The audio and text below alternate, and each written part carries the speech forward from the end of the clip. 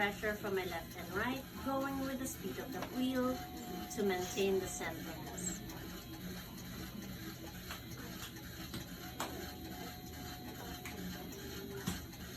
My hands should be the one controlling the clay, not the clay controlling my hands, to keep the shape for it not to collapse.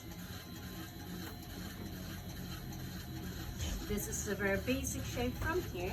You can make a jar, a bowl, or different shapes. Right now, there's more pressure from my inside hand, pushing it outwards to widen. Here in the middle, pressure from my right, pushing it inwards to narrow down. Then outwards again at the very, very top to make a flower vase.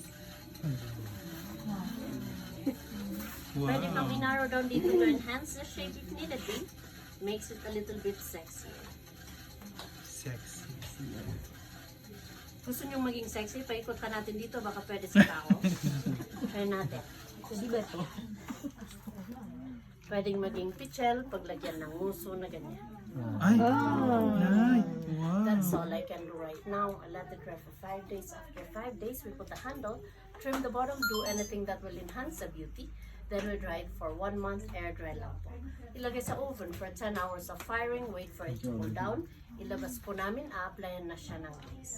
Ang glaze yung nagbibigay kulay at nagpapakintab, but it doesn't come out upon application like paint. Kailangang iluto ulit ng another 10 hours of glaze firing para po ma-finish. That's why safe siya for food containers, they're microwavable, and the color doesn't matter. Kasi 4 months.